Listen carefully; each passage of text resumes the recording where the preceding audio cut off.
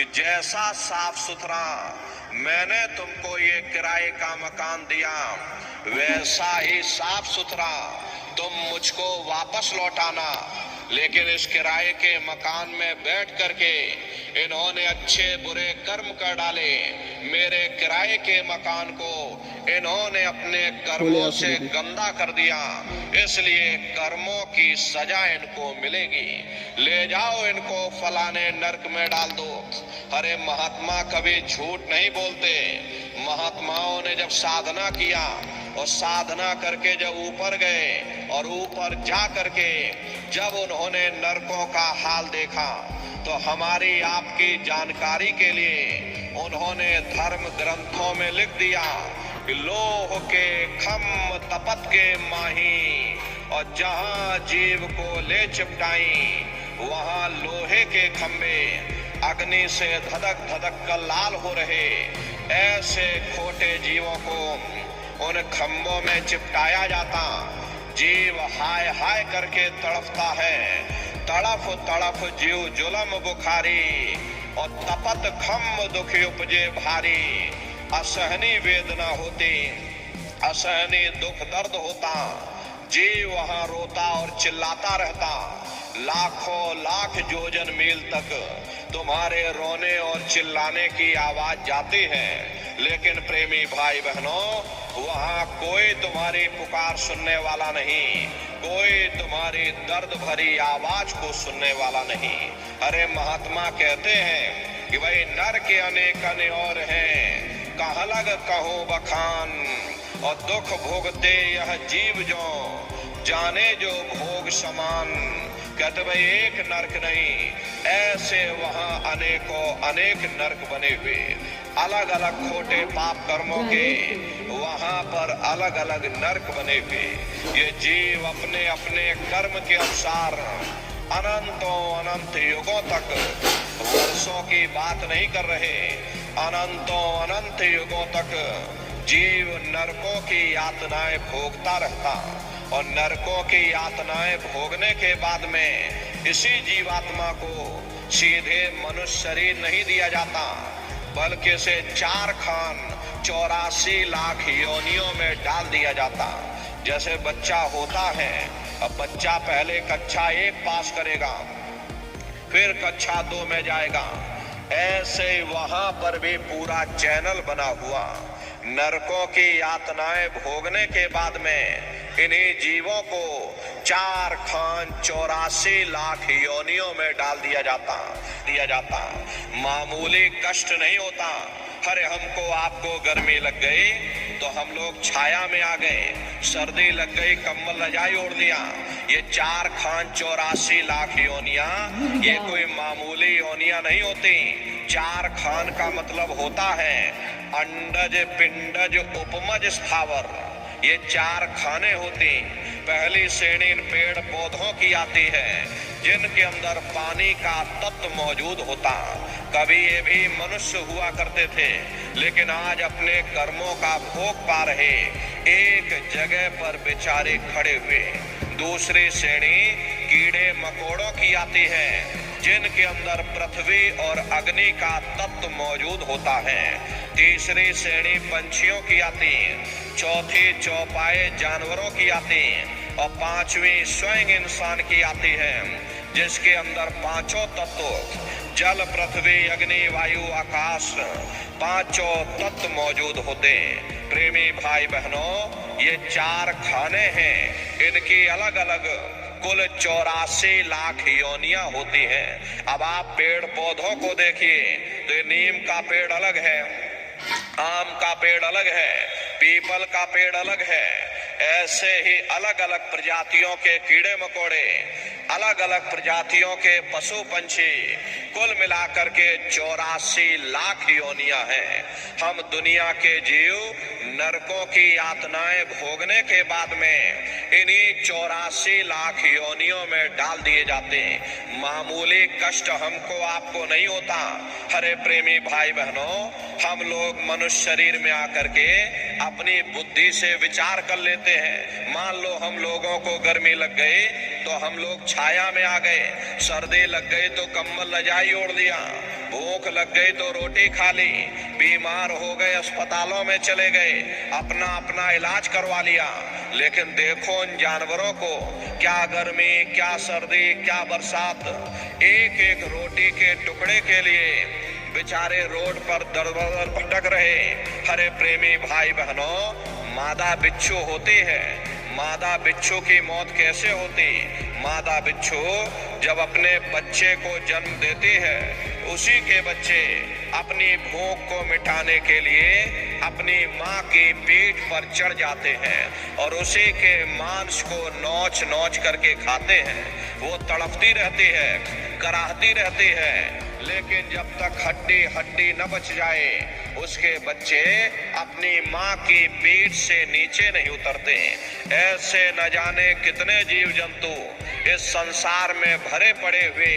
बीमार बैलों की दुर्दशा देखिए, मुंह से फसूकर निकलता रहता, लेकिन टनों बोझा उनके ऊपर डाल दिया जाता, डंडा मार मार करके चलाया जाता। अरे कौन उनकी पुकार सुनने वाला? प्रेमी भाई बहनों, कोई सुनने वाला नहीं। अरे कई जन्म भय कीट पतंगा, कई जन्म भय मीन कुरंगा, और कई जन्म पंखी सर्पोयो, कई जन्म है वर वृक्ष जोयो, मिल जगदीश मिलन की वरिया, और चिरंकार यह देश सजरिया। करोड़ों करोड़ युगों से हम लोग नरकों की यातनाएं भोगने के बाद में फिर कभी कीड़े पतंगों की योनि में, कभी पेड़ पौधों की योनि में, तो कभी पशु और पंछियों की योनि में भटका खाते। प्रेमी भाई बहनों, 84 लाख योनियों की सबसे जो आखिरी योनि होती, वो गाय और बैल की योनि होती। गाय स्त्री का रूप लेती है और बैल 82 लाख योनियों की सबसे जो आखिरी योनि होती, वो गाय और बैल की योनि होती। गाय स्त्री का रूप लेती है और बैल पुरुष का रूप लेते हैं। ये 84 लाख योनियों की सबसे आखिरी योनि, यानी कि अंतिम पायदान होता है। उसके बाद तब जाकर के हम लोगों को दोबारा फिर से मनुष्य शरीर प्राप्त होता। इसीलिए कहा गया कि बड़े भाग्य मानुष तन पाया, कोट जन्म जब भटका खाया।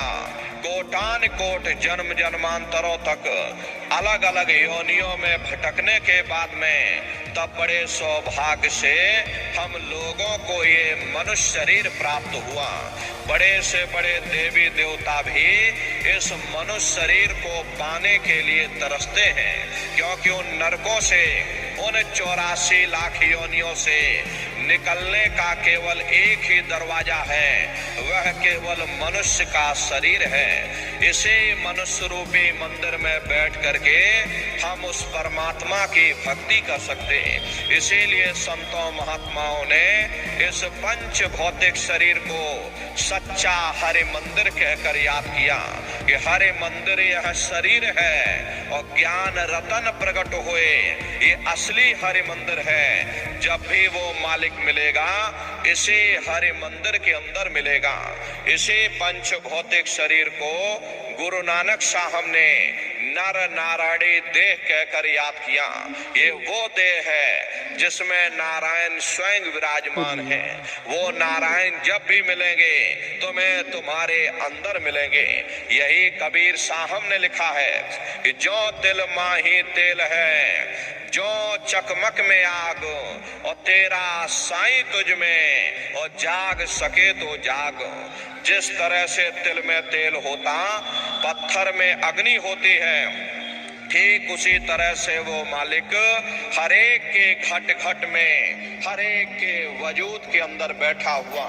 यही आपकी धर्म पुस्तकों में भी लिखा, अरे मोको का धूड़े रे बंदे, मैं तो तेरे पास में, और ना तीरथ में ना मूरत में, मैं तो हूँ विश्वास में। ना मैं तीरथ में मिलूंगा, ना मैं मूरत में मिलूंगा, ना मैं अन्य किसी कर्म कांड में मिलूंगा, ना मैं ग्रंथों में मिलूंगा, ना मैं पोथियों में मिलूंगा, ना मैं किताबों में मिलूंगा। चाहे सारी उम्र बैठ करके तुम अखंड रामायण पढ़ते रहो, अरे मैं जब भी मिलूंगा तो मैं तुम्हारे अंदर मिलूंगा। अरे प्रेमी भाई बहनों, बड़ी सीधी सी बात है कि अगर खाना बनाने की किताब सारी उम्र बैठ करके पढ़ते रहोगे कि खाना ऐसे बनता है और खाना वैसे बनता है, खाने में नमक डाला जाता और खाने में तेल डाला जाता, तो कभी तुम्हारा पेट नहीं भर सकता। जब तक आप खाना बनाओगे नहीं, उसे खाओगे नहीं, कभी तुम्हारा पेट नहीं भर सकता। हम वेदों की निंदा नहीं करते, हम ग्रंथों की निंदा नहीं करते, हम गीता कुरान बाइबल की निंदा नहीं करते।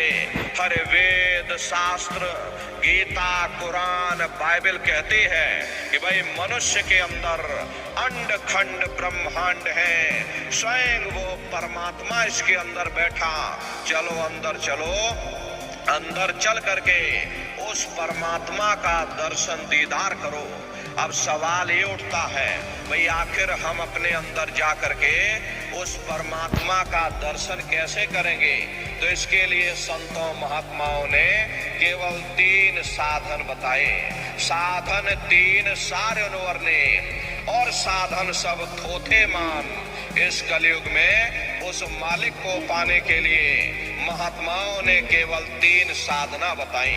पहला है सुमरन, दूसरा है ध्यान और तीसरा है भजन। सुमरन कहते हैं मालिक को याद करना, ध्यान कहते हैं दृष्टि को एकाग्र करना, और भजन कहते हैं कान में उंगली डाल करके उस शब्द को सुनना, उस नाम को सुनना, उस देववाणी आकाशवाणी को सुनना जो 24 घंटे तुम्हारे अंदर गूंज रही। प्रेमी भाई बहनों, ये सुरत शब्द नाम योग की साधना है। संतों का जो इतिहास रहा, संतों के इतिहास में सबसे पहले कबीर साहब आए, जिन्होंने सुरत शब्द नाम योग की साधना जारी की। उसके बाद गुरु नानक साहब आए, गुरु नानक साहब ने भी सुरत शब्द नाम योग की साधना जारी की। उसके बाद और भी महात्मा आए, कबीर, नानक, दादू दरिया, भीखा, रविदास, पलटू, जगजीवन। चित्रकूट में आप चले जाइए, गोस्वामी जी महाराज जिन्होंने रामचरित्र मानस बनाई, उन्होंने भी सुरत शब्द नाम योग की साधना जारी की। अरे आपके राजस्थान की धरती पर मीराबाई हुई, सहजोबाई हुई, उन्होंने भी उस मालिक को पाया तो सुरत शब्द नाम योग की साधना करके पाया। प्रेमी भाई बहनों, ये सुरत शब्द नाम योग की साधना है। इस साधना की 3 क्रियाएं हैं। पहला सुमरन, दूसरा ध्यान और तीसरा